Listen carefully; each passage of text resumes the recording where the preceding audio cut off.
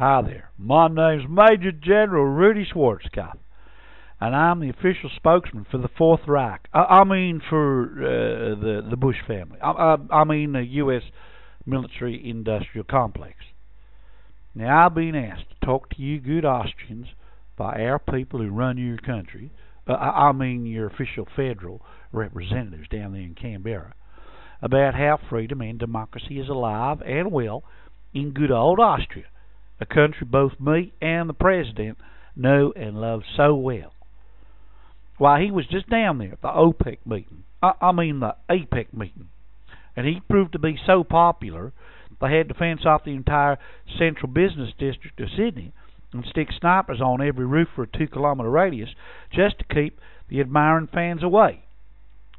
Now, I've been asked to explain how the two-party system works so you can make an informed decision at the next federal or state election.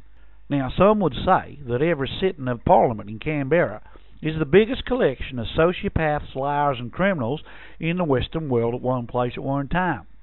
Let me assure you, this is not true. There are at least 2 other Western democracies with more. Both America and Great Britain have far more criminals, liars, and sociopaths in their parliaments than good old Austria. Case closed.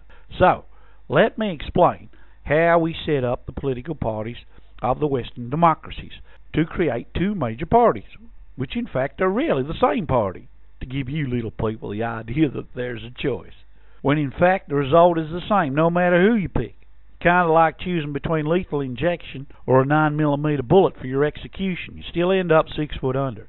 This illusion of choice is designed to make people feel they are free, when in fact they are enslaved by invisible men behind the curtain of money known as international banking and finance.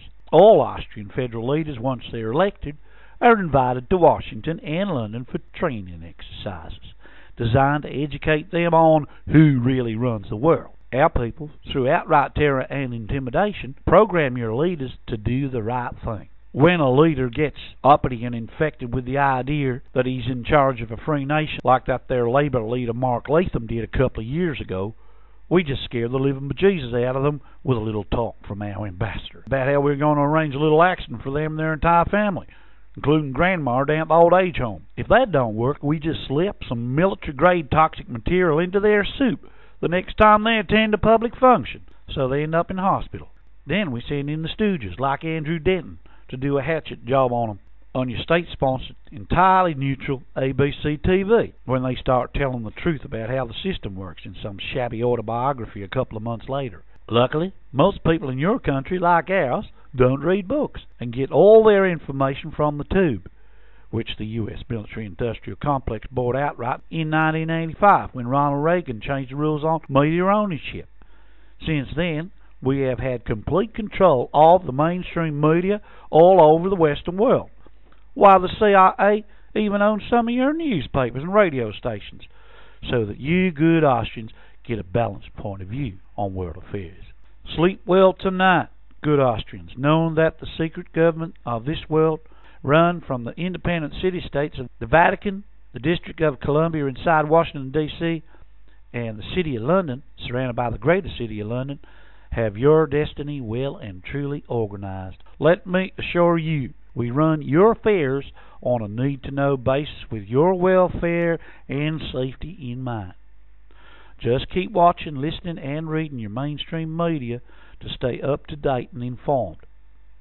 Till next time, this has been Major General Rudy Schwarzkopf, signing off on behalf of the secret empire Freemasons and Satanists that rule this world. The Rothschild-sponsored United Nations New World Order. The free people of America. Bye now.